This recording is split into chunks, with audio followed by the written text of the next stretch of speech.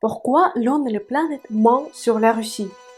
Привет, c'est Diana et bienvenue dans cette nouvelle vidéo où je vais t'expliquer comment l'on et la planète ment sur la Russie. J'aime bien découvrir de nouveaux livres à destination de francophones au sujet de la Russie parce que ça me permet à moi, en tant que professeur de russe, de voir comment les Français, les francophones voient la Russie. Et c'est pour ça que j'ai ouvert ce guide de conversation. Et vous savez quoi? J'ai été abasourdie parce qu'il y a tant de choses qui ne correspondent pas à la réalité. Il y a tant de choses que si vous les dites à un russe, le russe va vous regarder bouche bée parce qu'il ne va pas comprendre de quoi il s'agit. Et à mon avis, c'est ce genre de guide qui crée des mensonges et qui crée des clichés sur la Russie. Parce que par exemple, il y a beaucoup de Français qui me disent Diana, tu savais, avant de venir en Russie, je pensais que la Russie était un pays complètement différent. Mais une fois sur place, j'ai compris que la Russie, c'est pas un pays hostile, c'est pas un pays dangereux, c'est pas un pays si différent que le nôtre. Et maintenant, avec ce guide de conversation, nous allons voir quelle vision de la Russie dans les auteurs de L'Inde et la planète et ce que moi, une Russe, y pense. Comme vous pouvez le voir, j'ai fait plusieurs marque-pages pour m'orienter plus vite. Et commençons dès le début. La première chose qui m'a étonnée, c'est que ils ont appelé le jour du défenseur de la patrie. En russe, c'est День защитника Отечества. Et il n'y a qu'une seule forme pour dire День защитника Отечества.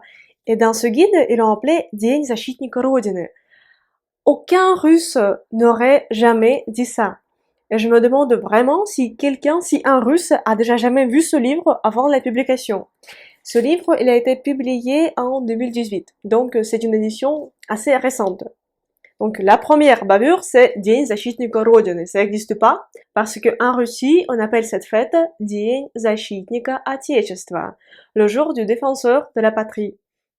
Fête qui est célébrée le 23 février. C'est aussi la fête des hommes en Russie. La deuxième chose, c'est, je vous lis. Dans les bus et les trolleybus bondés, demandez à des passagers mieux placés que vous de composter votre billet. Et là, ils disent une phrase en russe pour composter le s'il vous plaît. C'est Закомпостируйте, пожалуйста. Déjà quelqu'un qui ne parle pas très bien le russe, mais moi, j'aurais pu avoir du mal à bien prononcer très vite Закомпостируйте, пожалуйста. Et dire ça à un étranger, premièrement, c'est une forme hyper compliquée. Et deuxièmement, ça ne s'emploie pas. Ce livre est paru en 2018. Moi, j'ai 27 ans, j'ai jamais employé ça. Tandis que j'ai pris pas mal de transports en commun. Ce mot, il existait, mais il existait il y a 60 ans. Maintenant, ça n'existe pas. Et à quoi bon apprendre aux étrangers des choses hyper compliquées et qui sont pas utilisées? Pour moi, ça reste un mystère. Le suivant, ça s'appelle à l'étage. Moi, j'ai pas lu, tout le dictionnaire de voyage. J'ai lu uniquement les passages culturels qui sont marqués. Si j'avais lu tout, peut-être que ça m'aurait pris une semaine, j'aurais trouvé plus de choses intéressantes pour vous, mais là je trouvais uniquement dans les passages culturels. Alors, les conseils. À l'hôtel, chaque étage est supervisé par une employée d'étage que vous pourrez solliciter pour. Et là, elle nous propose une liste de choses qu'on pourrait demander. Et parmi ces choses-là, il y a подсматривание. Ils traduisent ça comme surveiller, tandis que подсматривание, c'est c'est comme épier, espionner. Et подсматривание, je me demande dans quelle situation on pourrait demander à une employée de l'hôtel d'espionner ou d'épier quelque chose. À mon avis, il voulait dire присматривать, c'est jeter un coup d'œil, par exemple, sur les affaires. Mais подсматривание, c'est vraiment, ça a le sens de épier ou espionner. Il n'y a pas le sens de surveiller. C'est vraiment regarder en profondeur et en cachette. Allons plus loin? Ah, voilà, le suivant. Préparez-vous à faire 3 fois les queues dans les magasins les moins récents. Ok, ça pourrait exister. Après avoir choisi vos articles, vous demanderez à la vendeuse de vous remplir une liste.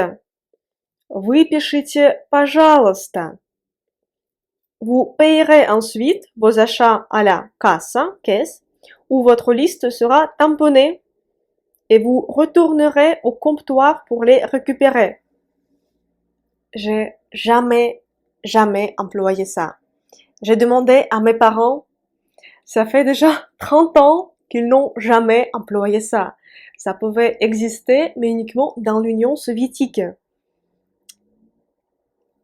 Je m'imagine la situation quand quelqu'un, un étranger, un français, vient dans un magasin et il demande ça. Du coup, ça c'est aussi, c'est un conseil surtout à ne pas suivre. Je me demande vraiment qui sont ces gens qui ont rédigé, qui ont inventé tout ça. Alors, et voici une de mes bavures préférées. Il parle du rouble. Pour les Russes, le rouble est un symbole national, auquel ils sont attachés autant que les Anglais à la livre sterling. Ok, peut-être. Mais après plusieurs dévaluations de leur monnaie, les Russes se sont mis à épargner en dollars. Ça peut aussi arriver aux gens qui ont beaucoup d'argent. Oui, il y a des gens qui ouvrent des comptes en banque en dollars. Alors, comme dit le proverbe russe, et là, quand j'ai vu le proverbe russe, je me suis dit, proverbe? Proverbe, c'est quelque chose que tout le monde connaît. Et moi, je l'ai jamais entendu, c'est доллары нужно сберечь, рубли нужно потратить. Il faut épargner en dollars et dépenser en roubles. Ensuite, je me suis dit, ok, bon ben, peut-être je veux pas savoir tout. Et je suis allée sur des moteurs de recherche. Et vous savez, j'ai eu beau chercher ce proverbe parce que on dirait que vraiment ce proverbe n'existe pas. Ce proverbe n'existe que dans les esprits des auteurs de Lonely Planet. Bizarre, n'est-ce pas? Passons au suivant. Alors, ici, il parle du fisc et du service de protection contre les incendies. Et il y a un petit vocabulaire qui suit. Et vous savez ce qu'il propose en tant que vocabulaire pour parler avec le fisc russe? Хотите пойти в ресторан? Et si nous allions prendre un verre, manger? La réplique suivante.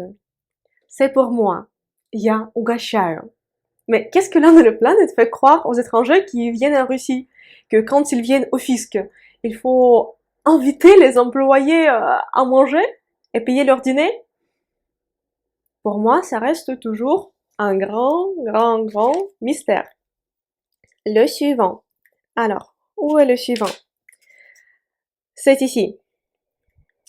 Ça s'appelle « C'est écrit dans les étoiles ». En Russie, l'astrologie et les signes du zodiaque sont des sujets de conversation fréquents. Déjà, c'est faux dès le début. Même une réunion d'affaires, je le souligne, une réunion d'affaires, peut commencer par un passage en revue du signe de toutes les personnes présentes et une rapide analyse de la position des étoiles.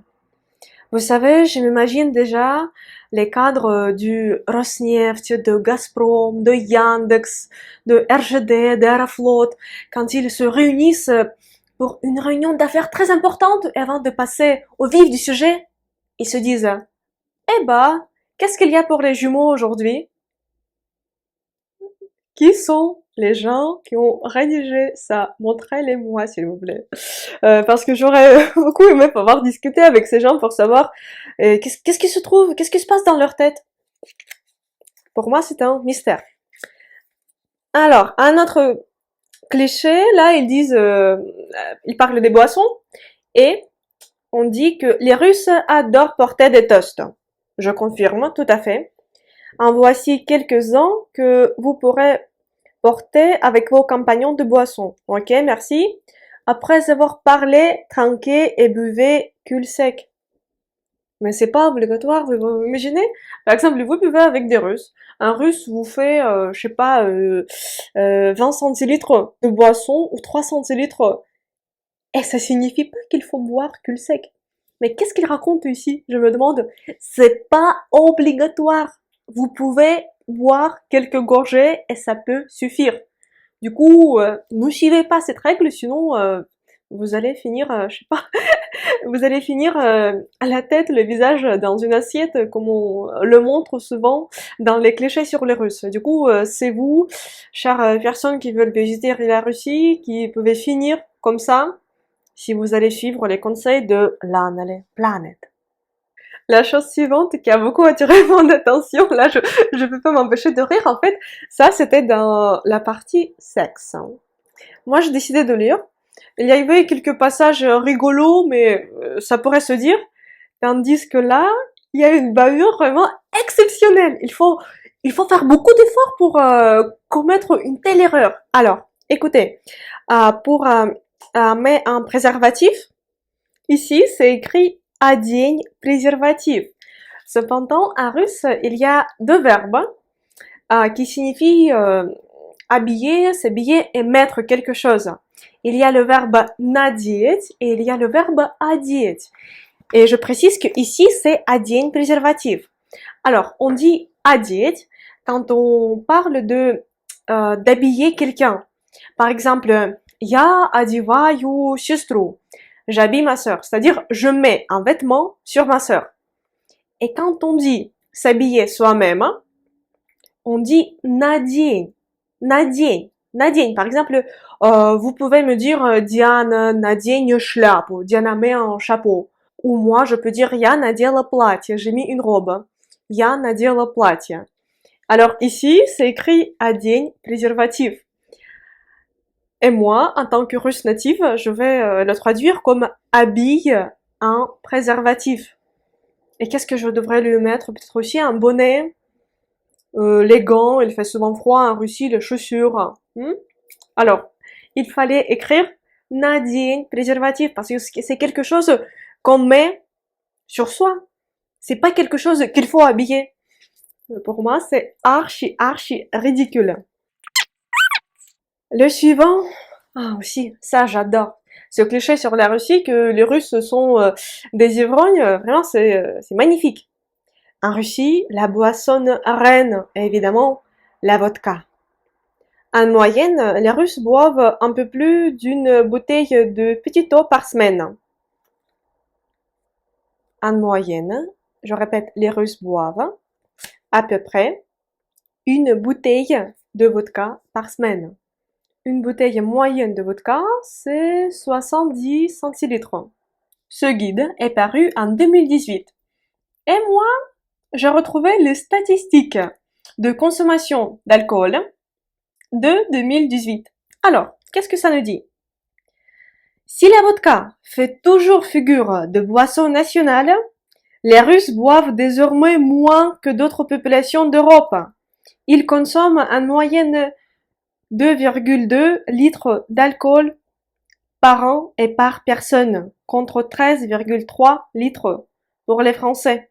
Je ne suis pas un expert de maths, mais cependant, ce chiffre de 12,2 litres d'alcool par an et par personne me semble être très loin des statistiques de Lonely Planet qui disent qu'un Russe boit en moyenne plus d'une bouteille de vodka par semaine.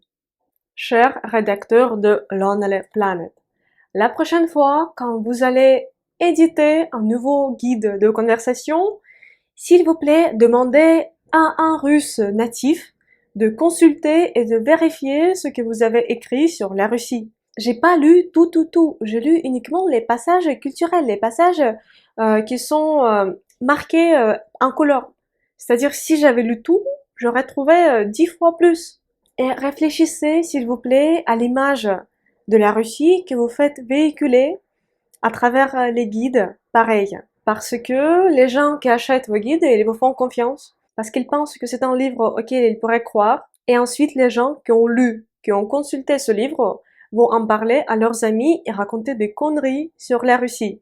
Si toi, tu regardes cette vidéo et les informations t'ont aussi étonné, choqué, amusé comme moi, n'hésite pas à partager cette vidéo avec tes amis qui s'intéressent aussi à la Russie pour qu'ils puissent voir ce qui se passe réellement en Russie et pour qu'ils ne croient pas à tous les mensonges qui peuvent être dites sur la Russie. Merci beaucoup d'avoir regardé cette vidéo. Écris s'il te plaît dans les commentaires si tu as déjà entendu les histoires de ce genre sur la Russie dans des sources fiables, dans les sources dans lesquelles on avait tendance à croire. S'il te plaît, écris ça dans les commentaires. Si tu veux découvrir la vraie Russie et apprendre le russe, je t'invite à t'abonner à ma chaîne YouTube. Pour les personnes qui veulent aller plus loin, j'ai un site avec les cours intensifs de russe qui permettent d'apprendre la langue de Pashkin de façon plus efficace et rapide. Si tu as l'envie et la possibilité de soutenir ma chaîne YouTube, je te serais très reconnaissante si tu faisais un petit don sur mon compte PayPal. Le lien se trouve dans la description de la vidéo. Et j'aimerais remercier les personnes qui m'aident, qui soutiennent ma chaîne sur PayPal. Merci beaucoup, спасибо большое, notamment grâce à ça, je finance l'achat des livres comme Lonely Planet. Спасибо большое, merci beaucoup et до свидания, au revoir.